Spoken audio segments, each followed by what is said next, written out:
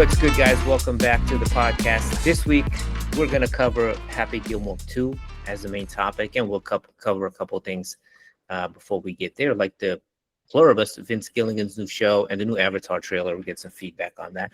And Paul's going to tell us about Fantastic Four.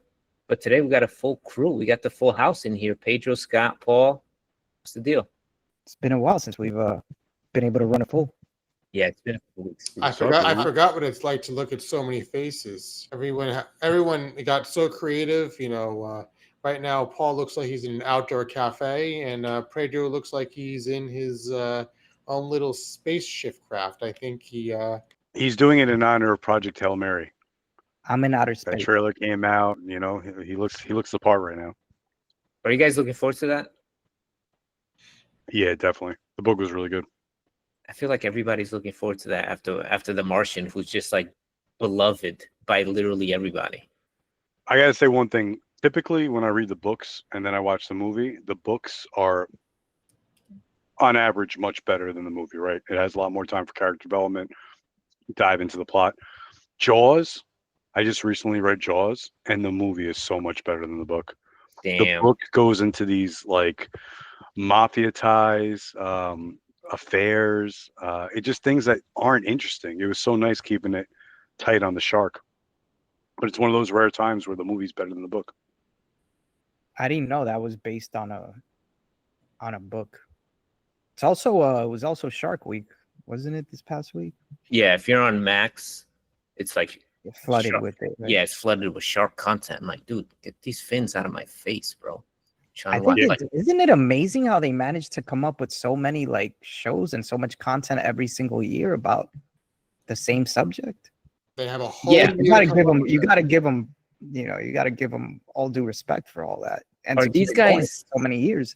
Are these guys out like, to your point, are they out like, yo, what are we doing for Shark Week? I think they're out all 2027? year round producing this content just for this week.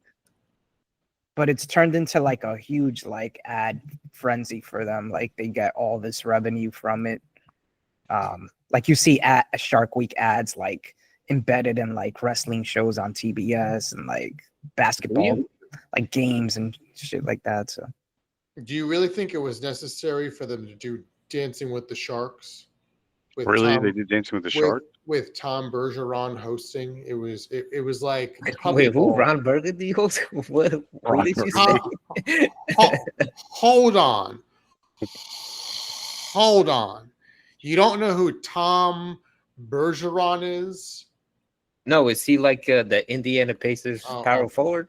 We might as well just end this early. Tom Bergeron, he hosted Dancing with the Stars, and originally before that, Hollywood Squares. Come on, Square Biz. And then he did America's Funniest Home Videos. Oh, I know that dude. All right. Okay. Now he's Okay, Dancing with the Shark. If you would have said he's in Major last League, time I watched that, then I it was was like, oh yeah, I know that guy. Tom Saget was hosting that last time I saw him. Bob Saget. Or his cousin Tom. Oh my goodness. Can we start over? Come on. His mother's brother's Bob, Tom. that's like the same name, man. Tom and Bob. Jacobs, George, come on. He was in a movie called Sniper. Actually, oh my God. He was in a movie called Sniper, and then Sniper 2, and then Sniper Ultimate Kill, and then Sniper Legacy. Who are we Right talking there. about? Are we That talking about Tom bankrolls that Mansion Bergeron? on the Hills. Are we Yeah, talking Tom about- Bergeron. Okay, well, Bruno, you mentioned it last week. Ninja Turtles is going to have a special screening in August because 5th anniversary.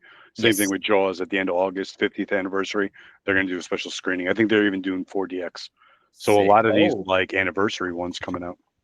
Yeah, I like AMC does a lot of that. They'll do a lot of these. They're also doing One Flew Over the Cuckoo's Nest. It's also the 50th anniversary, I think. And I know that because if you watch the Jaws documentary at the end, they mentioned that they lost Best Picture to One Flew Over the Cuckoo's Nest, which is a great movie with Jack Nicholson. That was a dope year film. Yes, it was.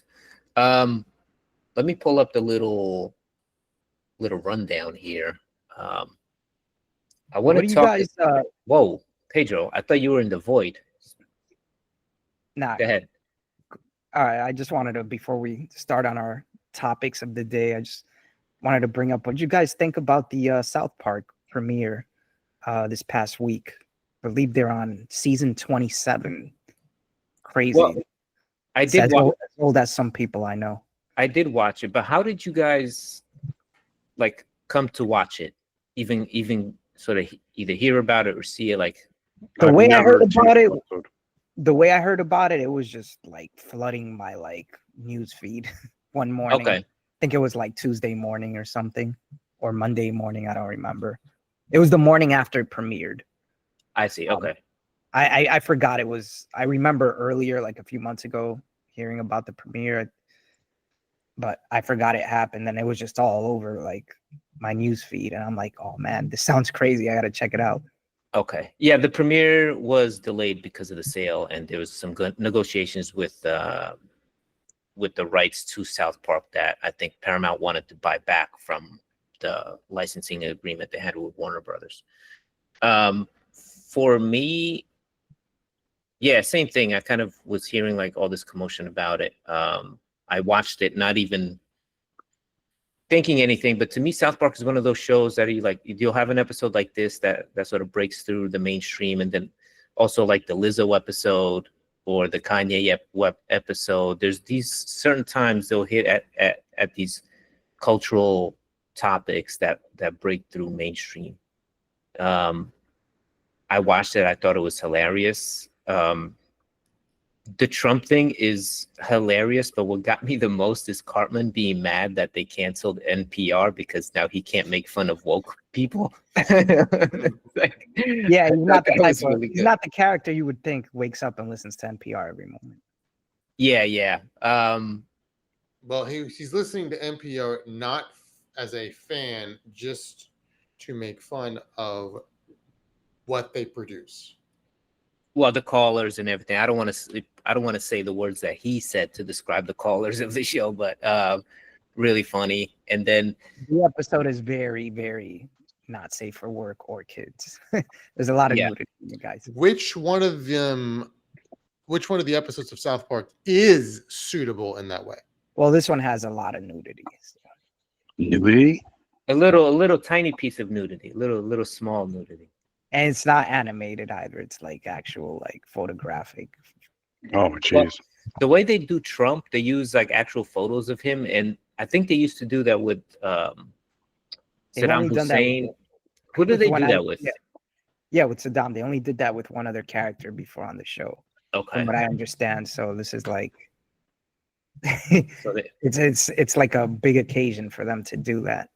yeah, because his character looks different from everybody else on the show. It looks cool, and it's but I was like, oh, they did that before with someone. I don't remember if it was like Bush, Obama, or Saddam, but I remember that. I never got into South Park. I'm a Bob's Burger guy.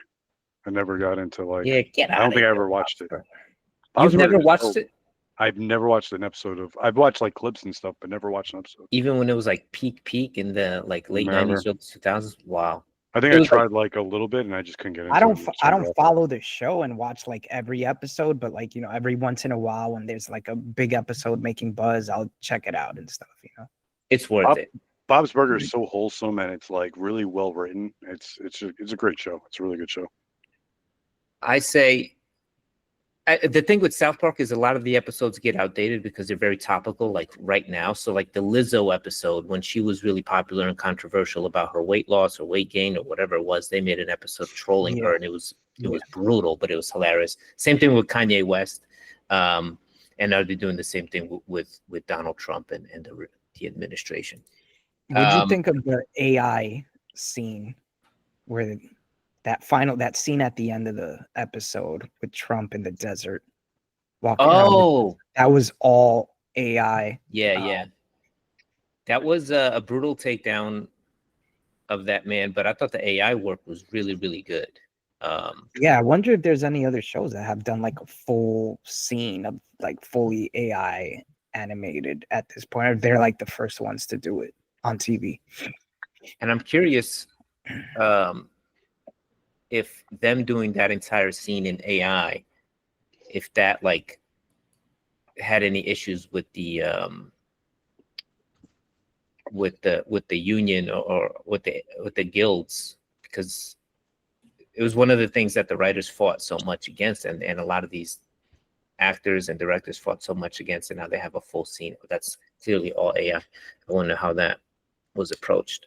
But I think I think the difference is that it didn't include anyone that would have been on screen as an actor because it was animated. So they weren't taking the place of an actor that would be on screen live action. It was a satire. Yeah. And also other late night talk shows have used this technology for satire. Yeah, for like skits and stuff. For skits that are to make fun of someone like Trump or some other politician. They've done it, but it wasn't in a full episodic episode that's animated. It was good. It wasn't, the thing with AI and making all these scenes is consistency. And there was like a couple of scenes where he was clearly more overweight than the previous shot. But yeah, I thought it was cool. I doubt if anyone was keeping track of that. But that's a good point. Mm-hmm. Do you guys think there's going to be any like future repercussions for this episode, or like consequences? Or I mean, they just signed a new contract with Paramount, right? I don't think so. It was like $1 billion for this. Like as petty. You want to pull up the numbers, Scott? Like in terms of repercussions, as petty as they can be, South Park is going to be South Park. This is what they're known for. Like if you're going to take legal action, then it just shows how weak you are. But who knows? I want to talk about this Avatar Fire and Ash trailer that just dropped. Are you guys Avatar heads? Where the Avatar heads at? Let's start with this. Which one are we up to now? Because they announced this. They announced that there was going to be 8-10 years ago, and we're just waiting for them to come off the conveyor belt at this point. I don't know about 8, but yeah, that clarifies, Scott. Avatar. But beyond that, I'm excited for them. I don't know. 8 seems like a lot. I'm not really excited. I didn't watch part 2. I watched part 1 in the movies because it was like such an exciting kind of an event type of thing.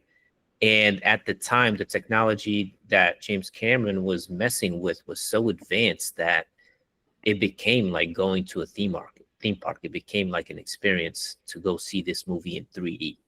But the movie itself wasn't really that interesting to me. I didn't see the second one. I don't care about the third one. But these movies make so much money. I think they're like both in the top 10 of biggest box office draws. So that being said, a lot of people are going to the movies to watch them.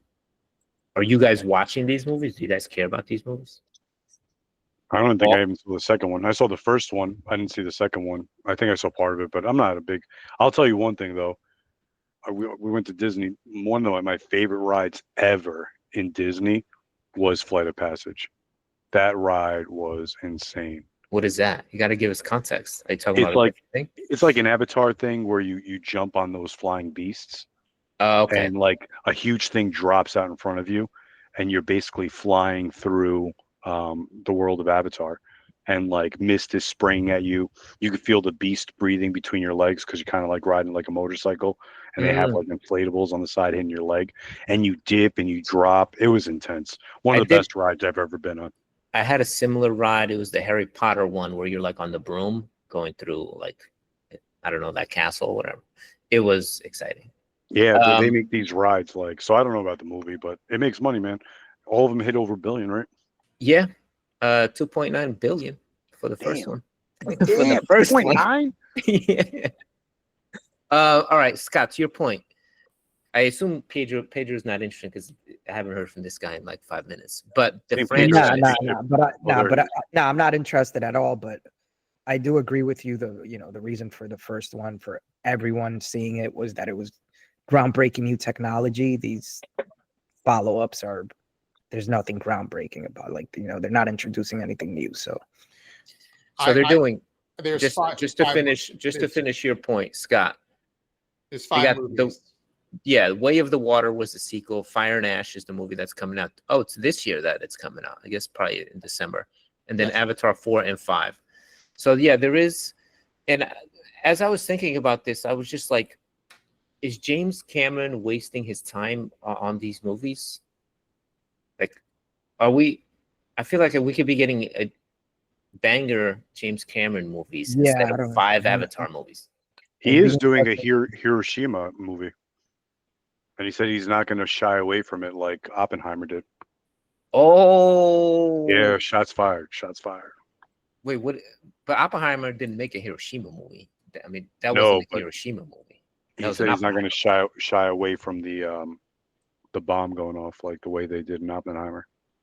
I forgot what the whole Well, I mean, if interview it's said. called Hiroshima, I would think probably wouldn't do that. Is he? When is he making that? Because I'm looking at his calendar and I'm like, this guy's pretty busy. It was on an interview when he was talking about You- Avatar. Wait, you have access to it. He's talking about Avatar. What calendar do you have access? What calendar do you have access to? Right here, look at Yeah, you're this. 22, trying to start a 25, fight between- 29. What do you mean? You have Cameron's calendar? What is this? What is he doing tomorrow? Avatar 3. He's doing Avatar 3 post production.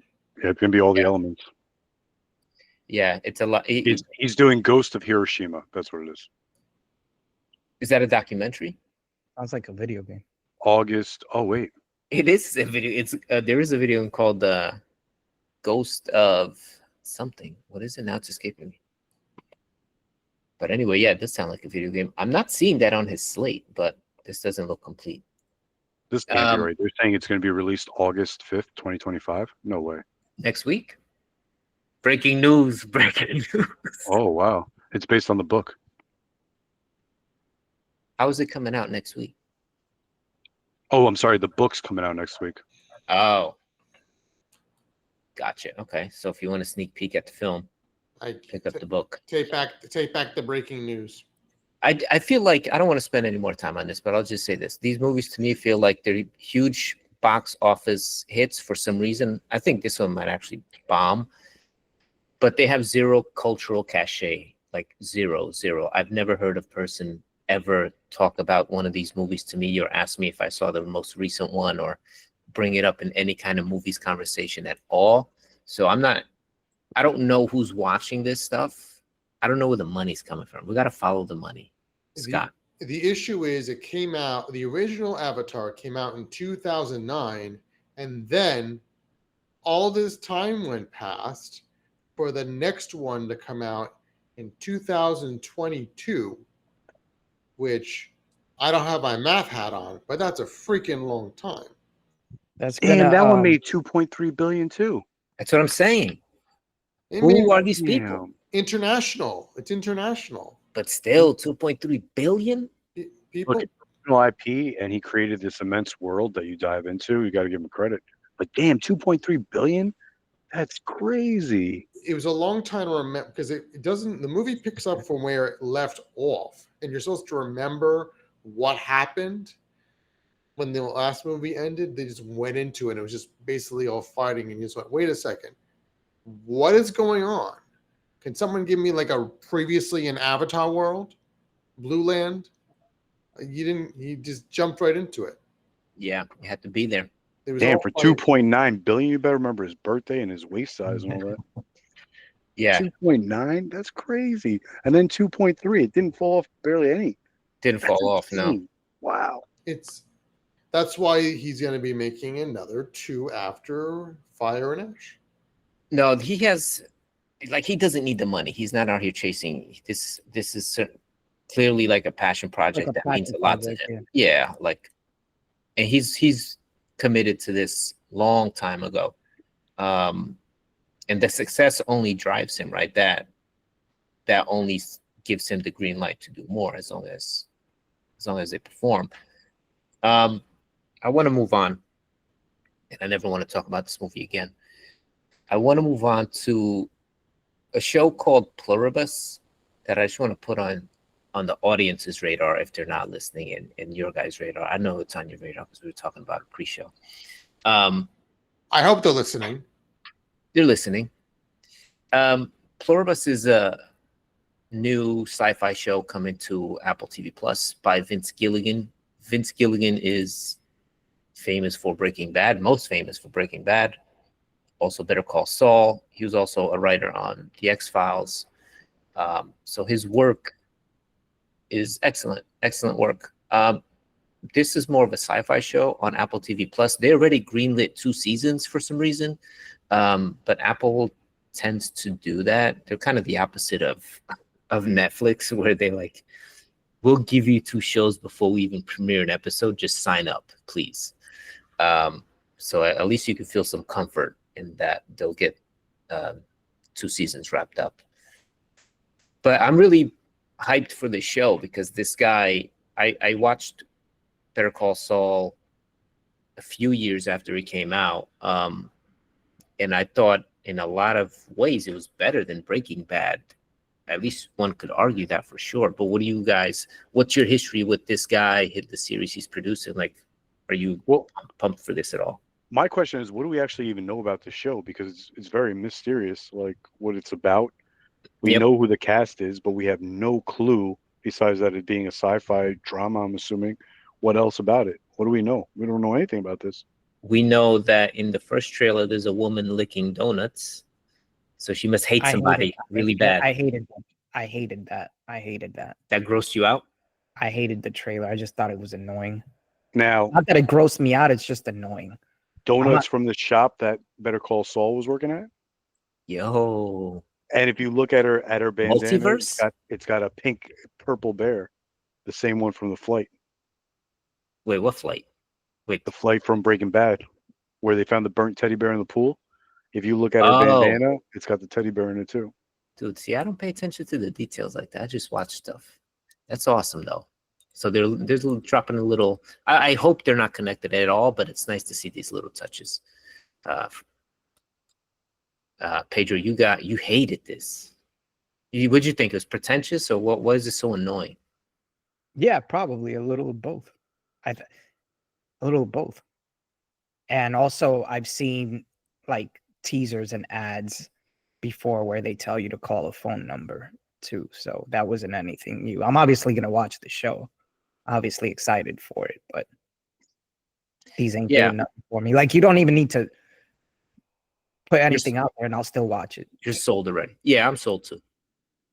The trailer's a little, it just raises some questions, doesn't really give you anything to look forward to, or I guess maybe there's some stylistic choices there, but I like when they don't reveal too much, and you kind of just have to look forward to it. It premieres November 7th on Apple TV Plus. First season is going to be 9 episodes, and I think Apple does it week to week, which I appreciate. So we're definitely going to be talking about that in the coming months.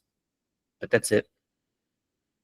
Scott, I want to ask you a question. I know you like watching the award shows. Did you watch any of the streamies? Wait, what's a streamy? It's like an award show for like YouTube content creators. Well, he only watches broadcast television. Oh, broadcast, that's it. What? No, I don't only watch broadcast television. Was this a CBS production? I doubt it. But this definitely not. I doubt it. I don't think so. No. The Screen Actors Guild Awards are on Netflix. So. Oh yeah. That started last year, right? 2 years ago they've done it. So then they can curse. Ooh. But I forgot. I was trying to look it up. I believe there's a new Bob Odenkirk TV series. I don't know if you saw. It's a movie, Mr. Nobody or something. Mr. Nobody 2. Yeah. I never even saw the first one. I never saw the first one. Not super interested in that. I guess if you've seen 1, you haven't seen 2. But also, there's a TV series called Lucky Hank, which is also where he plays a college professor. Dude, we reviewed that last year. I know, dude. I know. Okay. I'm just reminding everybody. Paul, you went to see Fantastic Four this past weekend. Huge box office hit. Well, look, I'm gonna real quick. This anomaly. Bigger box office hit than Superman? No, right now it's at 218, so it's doing fairly well. I think it was the same around Superman. I thought it beat it by like 3 million. Maybe. I think they're in the same range, though, like 220, whatever it is. I think Superman just broke 500 million. so we got to see like if it has legs. But let me just real quick, this friggin' anomaly, Jurassic Park Rebirth. How in the hell did this break $718 million already? So Wow. I went to go see Jurassic World Rebirth. I was on last week, so in that time I saw Jurassic World Rebirth.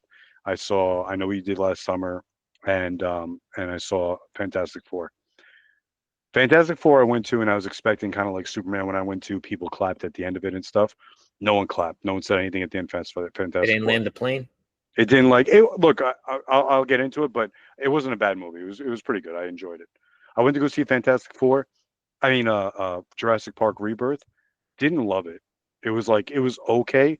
Nothing changed. Nothing new. People were clapping at the friggin' end of the movie. The whole theater was clapping, Wow. and I didn't That's a strange understand thing. what's going on. I don't understand clapping at the end of a movie. I Like, I understand get clapping it. at the end of a play. I get a movie, like you enjoyed it, you were looking forward to it. People want this, like, you're in the AC, Don't it's a act like pop. you didn't clap at the end of Avengers Endgame. I didn't. Well, hold on. I You were the intentionally one avoided person. that. You're I the only intentionally person in the avoided theater that that didn't first clap. weekend, so I wouldn't be. I don't like going with those crowds. I just pulled up my soapbox. Who are they clapping for? Who is listening to the sound of the applause? If you go to a show, there's people in front of you that you're Look, clapping for. when you go to a theater, you get, like, sometimes you get the experience, kind of like Minecraft, you get that experience, right? So people are like having fun watching with each other and they're getting into it. Some of these movies they really enjoy and they start clapping. I just didn't get how people were clapping for Jurassic World, but they didn't clap for Fantastic Four. I thought I Damn. was like in a multiple And you watched different dimension. Fantastic World like 2 weeks after it came out, right? No, I watched Fantastic Four this week. It No, just I'm came out sorry. this week. I mean Yeah, Jurassic World. yeah, it's been out for forever, People man. still And clap. people still, and it was packed. It was friggin' packed. I don't get it. Like, it was not a great. Garth Edwards is great. He did a Godzilla. He really knows how to put things into scale. Okay, the filming of it was pretty cool, whatever. But it had like 3 main action scenes, and it was boring. I didn't like the characters. It's like Smoke. Nobody was redeemable. I didn't like anybody. Yeah. It was like, I don't get it, man. I just don't get it. I don't know how this thing passed 718 million. I don't get how, like, this is so much. I thought Jurassic World, the first one that came out, was better than this. So I don't know how this thing has legs and people are cheering for it. And 3 weeks later, the theater is packed. Anyway, I'm sorry. That was my rant, man. I could not believe it. I didn't know what was going on. People were clapping. I was shocked. Fantastic Four First Steps currently has 216 million worldwide. Yeah, so that's 216. It just came out this weekend. Superman's at 502. Jurassic World 718. And I think How to Train Your Dragon and all that is like 600, or I don't know what it was. Beast But numbers. it's insane. But anyway, Fantastic Four. And Lilo and Stitch is at over $1 billion. Nice. They Yeah. deserve it. That was a cool Yeah, movie. but that's accumulated over a bunch of weeks. This Fantastic Four was opening weekend, and Yeah. it did more than Superman has done this whole time, right? No. It's at No, 218. it's Superman's kinda at neck and 500. neck. Now, Okay. there's a movie, I don't really know how to pronounce this, so I'm just going to spell it. It's a Chinese movie. Yeah, Yes. yeah. It has more money made than Lilo and Stitch, but the domestic box office is only 17 million, as if it probably just got released recently. So that is a Chinese movie that came out, I think, early this year or late last year in China and other places around the world. It immediately became like the highest grossing movie of all time. And it's releasing an English version here in the States. I don't know if it already came out, but I just saw a trailer for it when I went to the movies last week. Isn't it like anime or something? It is. But again, this is the highest grossing movie of all time. That's crazy. I don't know. It says Not here more that than Titanic. More than Titanic. Of all time, my guy. Scott, we need a fact check on that. Hey, I'm not the only one that has access to the World Wide Web. Scott, fact check that. I want to hear Paul's review real quick of the Fantastic Four. I know he said it wasn't all that, but tell us a little bit about it. I could tell you on August 22nd is the release date by A24 for it to be English dubbed. A24 is taking that? Yeah. Wow. Nice. Are you going to tell us about this movie or what? Yeah, so I liked it. It was pretty good. It was like it was a standalone. It's weird because it's from a different universe, right? It's set in a different universe, and it's set in 1960s. So you're Right. different universe, different time. Johnny, the Human Torch, and Sue, the Invisible Woman, those actors and actress did a great job. Those characters were really well written. I like what they did with Johnny. The Thing was okay. I thought they could have developed it more. He was okay. I wasn't in love with the casting. He was the guy from The Bear. Yeah, yeah. Um, and the worst one, not that Pedro Pascal, Evan Moss Baccarat. That's the guy who played the Thing. Pedro Pascal was an okay casting. I didn't think it was bad. They wrote him horribly. I thought Mr. Fantastic was written really bad. All his plans failed. They made him seem. It's like they weakened his character in order to bring up Johnny and Sue. His plans failed. Even his powers weren't creatively used.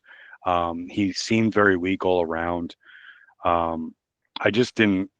The baby CGI was bad. They messed up the CGI baby. Yeah, the baby was really weird. It was like off-putting. But Galactus, they nailed, man. Like his CGI was phenomenal. Like really well done. He was menacing when he was walking through the streets. He really felt like you were in danger. But the plot, man, the plot stole off of the Rise of the Silver Surfer, the old Fantastic Four movie. You know, Right. it I thought stole that was from pretty that. clear from the Well, trailer. no. Not only did it steal from the plot, but even the ending, to the point of where the ending was very similar. He turns into a cloud or something. No, not that he turns into a cloud, but spoiler alert, the Silver Surfer sacrifices herself in this case to take care of Galactus, to help the Fantastic Four, and he did the same thing in the other one. So like, it was weird, man. It was like a standalone movie. It's one of those movies where it starts and when it ends, it feels the same way as the beginning. Like nothing changed. No like development. Um, I don't know. I thought it was okay. They're putting a lot of work. You talked about it last week with the MCU and them kind of rebooting. The next movie coming out is Spider-Man: Brand New Day. After that is Avengers. That's going to be December 2026, Doomsday. And then after that, a year later, is Secret Wars. They're putting a lot of load on the back of Spider-Man. Like there's going to be a lot of explaining needed when you're going to Doomsday. I think they threw away the announcement of Robert Downey Jr. I was talking to Dan about this. If they had shown like the post-credit scene, Wait, Dan, being a friend of yours that doesn't exist in this podcast, and our audience has no idea who he is. yeah, Dan? sorry, Dan's someone who's also he likes Marvel. We were talking about it, and it's. I wish they had done the post-credit scene and revealed Robert Downey Jr. as Doom. Like that would have blown people I away. still think that's one of the worst things that ever happened to us in cinema, was to just repurpose your same actor for a different role. Well, we got to see how the story plays out. Like, Yeah. like how they do it. But yeah, I don't know. But they're putting a lot of. There's not a lot of build up, like understanding what's going on with Doomsday. But to your point, last week you were saying they're kind of resetting it.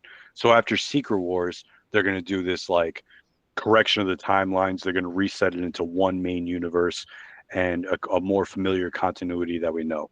So they're going to keep Thor. I think you said they were going to get rid of Thor. No, I think from what they're saying.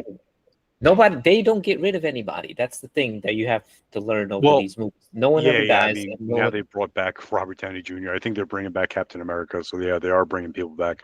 But I think they're going to streamline it into like one universe. And that would be nice. The beginning is going to focus on the X-Men. Because I used to like these movies as much as anybody, but I fell off pretty hard a few years ago. I have no idea I don't even know what Doomsday would be about, because I don't even know who the central characters might be in that. I guess obviously Doctor Doom, but beyond that, I have no idea what's going on with the Marvel movies. Well, Marvel's last two entries are pretty solid. Thunderbolts was pretty good, and this movie was pretty good. It wasn't bad. I wouldn't say it was bad by no means, but it just didn't feel like it advanced like the overall story any. It was such a standalone. Whole point. It's supposed to be a standalone, from what I hear. Yeah, but you kind of like, you can't really do that in Marvel because you're building up to Doomsday, and then you're going to have this standalone that means nothing in the grand picture, and people are going to walk away kind of like empty. I walked away feeling empty. The end of the movie, even the post-credit scene didn't reveal anything. I walked away feeling really empty. Fantastic Four is Doctor Doom's original like nemesis. Yeah, that's their main nemesis. So, like, And why would you not use that to pivot yeah, over to that and just make it a standalone? That sounds dumb to me. and I would get it if it was a standalone in our universe and you kind of heard tidbits here. It was a complete standalone in a different time period in a different universe, like completely in left field. You know what I'm saying? Comparative to the regular MCU and their timeline.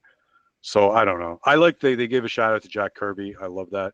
And it was 828. I think that's his birthday. So that was the Earth that they were on or whatever. I love those kind of shout outs to the comic creators and the artists that don't get a lot of love. So you recommend this film?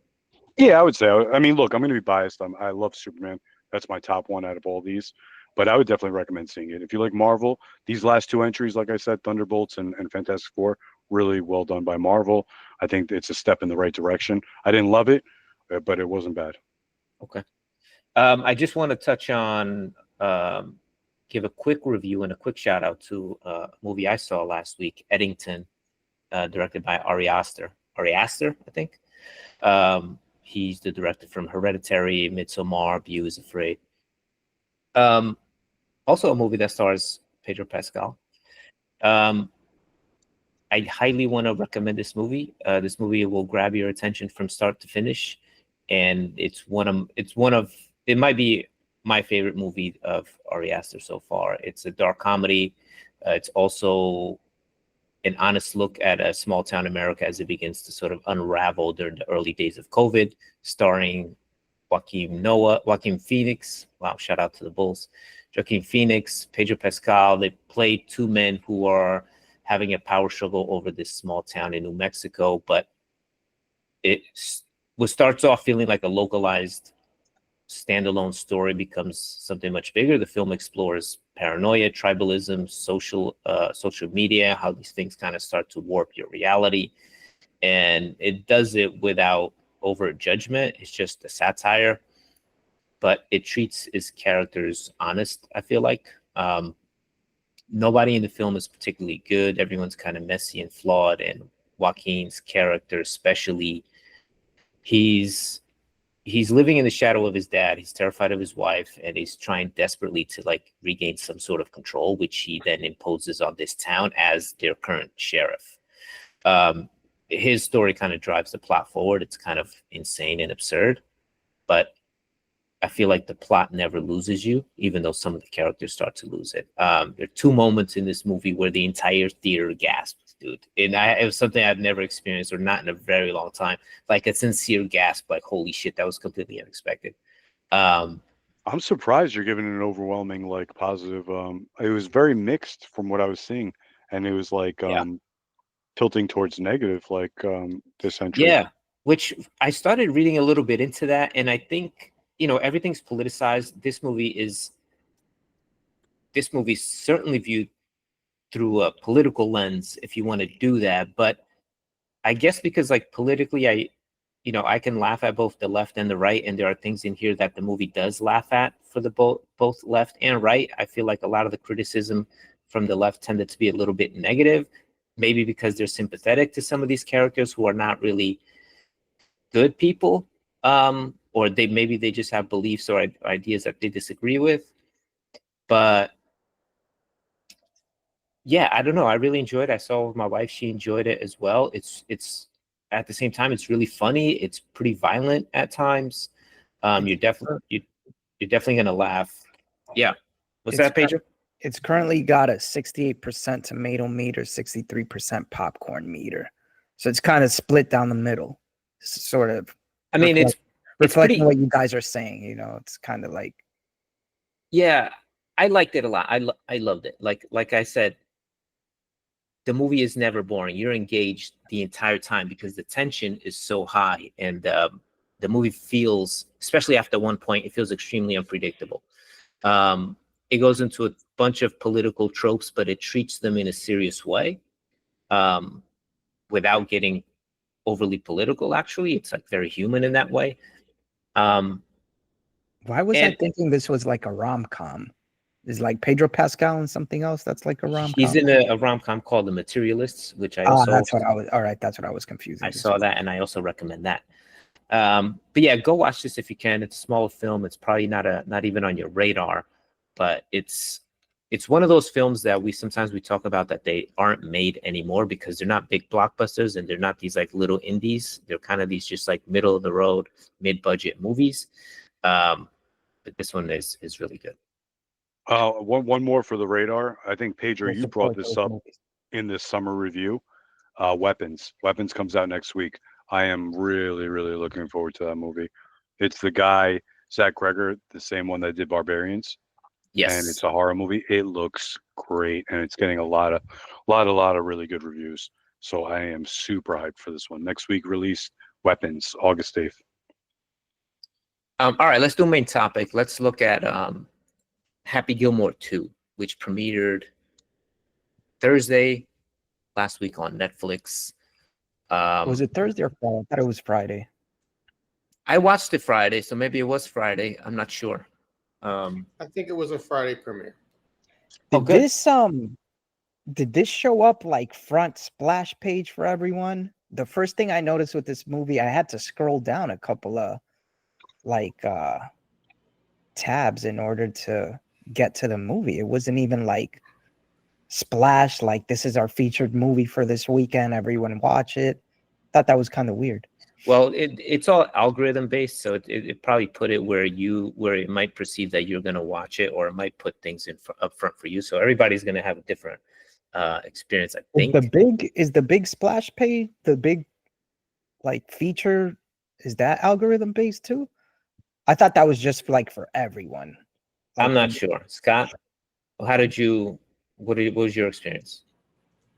How'd you find this movie? Well, I think I set it as a remind me, so it did come up conveniently for me. Oh yeah. That so worked. I don't know if I got the organic, as I say, experience of finding it.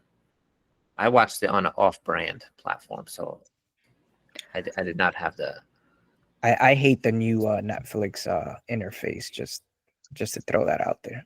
So, let me just set up the plot. Like, actually, let me do just big overview, quick. I want to get what you guys quickly thought of it. Just for me, better than expected. My expectations were pretty low, and I thought this was better than I had expected. Scott, how did you feel? Just Well, I wasn't really a fan of the.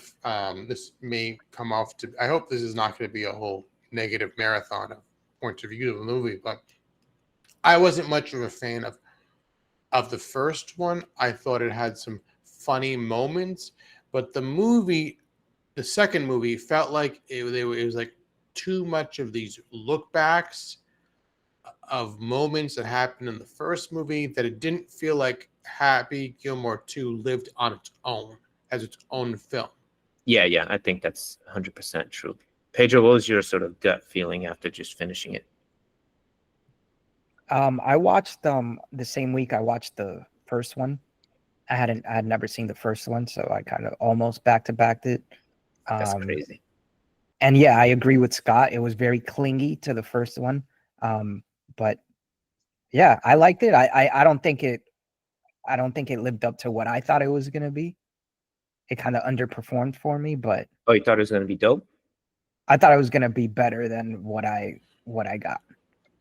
And Paul, you haven't watched this yet, right? I haven't watched it, but the first one I rewatched it recently to prepare for this one, like just to see it again. And the first one for me holds up. It was such a great, like, funny Yeah, comedy. you definitely gotta watch the first one. Yeah. I I would- heard this one has so many cameos in it and like callbacks that I'm really looking forward to it. Yeah. Okay, let's get into it real quick. So, Happy Gilmore, where do we find this dude? So we find him in real time. The movie opens with basically him like recounting basically all of part one, in case anybody missed it. But then it takes a weird, tragic turn. Paul, I don't know if you want to just dip out for this, but he kills his wife accidentally while on the course. Hits her with a golf ball. That was hilarious. That was crazy. I was just like, what? Like, was this actress busy and she didn't want to do the part, or what happened here? I thought that was a cop out.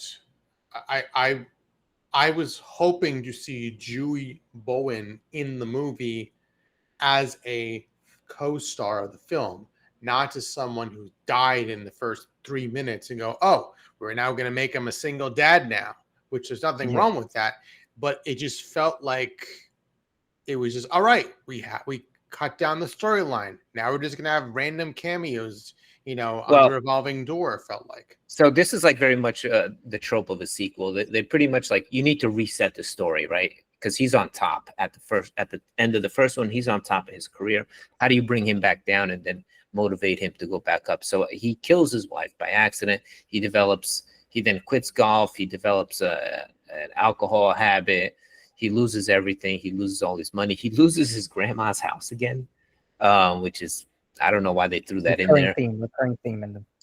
And he starts working at like a grocery store. He's living with his kids, or he's living with his daughter, and then his daughter's like, I want to go to ballet school. It costs this much money. He's like, well, the only way I can make that happen is if I play golf again. And there we go. There we have the movie. Yeah, I think to your point, Scott, it plays heavily on part one. I think a lot of these movies are going to do that because they're more about the culture and being there. But I thought Adam Sandler took kind of a back seat. He was the star of the movie, but he let everybody else shine and be funnier than him, which I appreciated. But I thought that it worked because the comedy kept bouncing and coming from different places, and sometimes it worked and sometimes it didn't. But I thought that was pretty cool. Where in the first one, he drives most of the comedy because it's fresh. His character is fresh. He doesn't have that same edge in this one anymore. Yeah, it was a nostalgia ride. Like, I don't know how many sons of characters from the first movie there were in this movie, right? Like Eminem played the son of the jackass guy. There was the son of the tall guy with the nail in his head. There was the son of the dude that lost his hand to the alligator. Like everybody had a son who showed up in the movie for like 5 minutes. Tons of golfers in the movie too. Like all the top players actually showed up in the movie, which is surprising. So it felt like a celebration of the first one, which didn't really make for a great movie here. And I thought the third act, basically like in the movie, he's trying to be recruited by this new improved Piper Golf company that's trying to take over golf and revamp golf. Kind of like the Saudis have like live golf in a way, but theirs is actually just regular golf. But it's like this big tech kind of company that's trying to take over the sport, and then they have to like fight those guys or play against those guys. I didn't think the ending worked. I thought it got a little silly there, but the movie was all right. Yeah, it got a little ridiculous with that tournament, that final tournament and everything, but I thought the basis and the plot of it was cool. Tech company taking over golf, making them the big bad guys and stuff, but it was just like ridiculous, like the actual like playing of the tournament, it was so like hyper real, like American Gladiators meets golf. But then it had these like weird effect overlays, which I couldn't tell if they were like the TV overlays or just like the show just became fantastical a little bit. Yeah, versus like the first Happy Gilmore, which was obviously it was a ridiculous premise that this guy that plays hockey would be like amazing in golf, but it was grounded. It was grounded. It wasn't as out there as this one, and it had a point of view of, and I guess it wouldn't have it in this one, but from the original one, I like the point of view of the golf like institutional view, where they're like, who are all these crazy fans now showing up and being rowdy? We don't like this. Yeah, and then some of them were like, we need, golf needs something fresh, something different. I did like that. I also thought Benny Safdie was probably the best character as a CEO of Maxi Energy or Maxi Golf. He was basically the villain in the movie. I thought he was the best character. He was hilarious, bro. There's one point where he goes to open the door, and normally you need like some kind of like handprint ID, but he breathes on it, and it responded like fart detected. Yeah, because he got the halitosis breath. Yeah, that was good. Eminem was pretty funny. You know, there was a couple of cameos that was good. Even Bad Bunny, who had like a really extended cameo. He didn't even have a cameo. He was one of the main characters. Yeah, really extended, yeah. And he was pretty good as like the busboy turned caddy. What'd you guys think of like towards the beginning of the movie when they're showing you like his like Adam Sandler's character Happy Gilmore like throughout the years from the end of the first one to get to where they are now, like the bad CG or like bad AI, whatever it was, of like making him look younger in those that like little montage they did. Scott, what'd you think of that? I don't know if we needed to see that.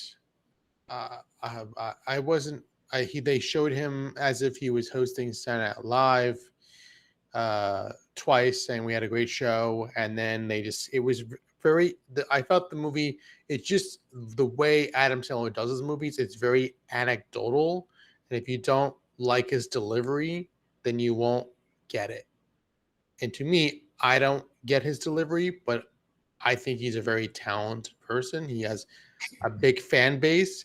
He's just not my cup of tea as far as comedy. Before we started the recording, I was telling Bruno and Paul the same thing about me, that it took me like a really, really like long time to even be able to sit through one of his movies because of exactly what you just said. But I don't know, maybe it's because I'm older now. I'm going back and watching some of his 90s movies and like they're hitting me different now. Is it just like the absurdity, the obnoxiousness? Because when he was young, he not played even young. that he's absurd or obnoxious. I would equate that more to like a Jim Carrey, like The Mask type character, and that was like hilarious. I loved that back in the day. It's kind of like it's just like it's not meant to be over the top funny. It's just like delivery and like pacing with him. I don't know. And the voices he does and all this stuff. Yeah. Now I'm a little like I'll laugh at anything now, so it's like it's okay now. I think I felt that way about Will Ferrell and during like Ron Burgundy Step Brothers eras. Like that humor just didn't land for me for some reason, and everybody else I knew was like, "This is the funniest person on earth," and I'm like, "It's not hitting." There's plenty of Will Ferrell. Not to make it sidetrack too much, but I think Will Ferrell, to me, much of what he does, any of the stuff he's doing out in public, that one hockey game I thought that was very funny, and the biggest Christmas classic is Elf. So I find like Elf to me doesn't do anything. Like I don't think that's a what. Yeah, I don't want to get into it, but like Elf means nothing to me. Don't worry. Don't worry. I will not take us there. But I did think this movie was good. I don't know why they made it. I mean, it was a big check, I guess. Ben Stiller came back. Contract with Netflix, and he's got to put out movies. Well, I think they managed to connect the dots a little, and it's like, hey, we stretch it out far enough, we'll make a movie out of it. Yeah, like I don't like to be cynical and just be like, well, everything is about money, especially when it comes to the creators. Like, yes, money, they get paid to work, but like they love this stuff. Like he wrote the movie, right? He wrote the original with his friends. When he makes movies now, he casts all his friends. The girl playing his daughter in the movie is his daughter in real life. So there's wholesomeness to the choices that he makes. Obviously, when you're a guy like him, studios are going to say, hey, come work with us. We'll pay you a lot of money, and creatively we'll let you do whatever you want because you have an audience. So that's going to happen. But it's a little cynical just to be like, well, it's all about the money for everyone involved. I think he doesn't come across as one of those guys. I loved seeing like the button down gym pants with the Tims, like stepping onto the golf You had grass. to do that. I mean, that was, you weren't gonna make him different. He had to be the same guy stuck in the 90s. Yeah, yeah. And he dresses like that now, still, I think, regularly. So that is, I don't know. It's just like pretty iconic now, that outfit, the outfits that he comes onto the greens with. I thought one of the weakest parts of the film was the family part of it. Anytime he was like hanging around with those, it was like he has like 4 or 5 kids and living with John Daly, who lives in their basement or garage for some reason. That was the weakest part. Anytime they took it there and away from the course. I thought it was pretty boring. But yeah, it was good. It's just like I'm not going to remember this movie in like a couple of days, but it was fine. Yeah, just something to give you closure on So, on a classic. would you recommend that this is a must see no matter what? No matter what, that's pretty high stakes. I'll say no. But if it's a must see no matter what, no, definitely not. But if you're asking me, do I recommend this movie? If you've seen the first one, yeah, why not? Watch it. It's probably one of the best things on Netflix, to be honest, in terms of original content. Like, it's not bad by any means. But you guys didn't like it? You guys, you're looking a little uncomfortable. No, I agree. I think if you've seen the first one, you should watch it. If you haven't seen the first one, there's no point in watching this one. It's just for nostalgia heads that got a laugh out of the first one. You watched the first one. Was that on Netflix? It was, yes, and it was on Netflix up until like I think a couple days ago. For some reason, they want to take it off like right when the new one premiered. Who knows why? But yeah. But I wonder how. I think I had read that Adam Sandler had like a 4-movie contract with Netflix. I think it was like $250 million per film or something, which was crazy. But I wonder how many movies he's into it now. Like, I wonder how many he has left. If this was like the last one, or so he still has like 1 or 2 more to go. I think he's done more than 4, I want to say. He definitely he did Hubie Halloween. He did this one, and he did was that space movie with him and the spider? That wasn't on Netflix? No. I'm trying to see. All right, so I know 2 off the top of my head, but I know some of his other movies have been put on that platform. I think Hustle was a Netflix movie. That's the basketball one. So if that was a Netflix movie, then he's 3 movies in then. I think that he's done, I believe it's 8 movies, and there's 2 currently in production. 8 movies? Yeah, I think so. Okay. Yeah, he did Murder Mystery 1 and 2. I think that was the first movie he did. Part of the deal was that Murder Mystery, I think. He did 2 of those, the Halloween movie, Hustle, and now Adam Sandler, and now this one here. So well, it looks like Business Insider is reporting that there was the Ridiculous 6. Oh yeah, damn. The Do-Over. The Week of. Sandy Wexler. Murder Mystery. Murder Mystery 2. Hubie Halloween. Hubie, thank you. And Happy Gilmore 2, and then the Meyerowitz stories. Yeah, the Meyerowitz stories. That's actually a good movie. You are so not invited to my bat mitzvah. That's a quote of a movie. I didn't say that. Hustle as well. Damn, how many is that? That is 11. Jeez. Wow. In 2014, Sandler signed a $250 million 4-movie deal. and it's been extended multiple times, including in 2017 and 2020. Feels like it. Okay. So the initial one was a 4-movie deal, and now it's just gotten out of control, I guess. So the original Happy Gilmore movie is available as The Last Day on Netflix on July 31st. Okay. Yeah, check that out. July So yeah, 31st. out of those 11 movies you just named, I think only like 3 of them I would say are good. Yeah, Well, most are pretty bad. They were good enough for Netflix to pay him $1 bajillion. Well, it's more about the name Adam Sandler that comes with it. You know, that's gonna draw people no matter what. Mm-hmm. And Spaceman was a Netflix movie, actually. So there you go. The only one that was not was Uncut Gems. And they're all buried in the algorithm now. You can't even find one of them. Yeah. Forgotten. All right, guys, we're going to leave it there. Once again, hit us up in the comments, like, subscribe, and check us out next week. We'll be back. Peace. Stay tuned. Weapons review coming.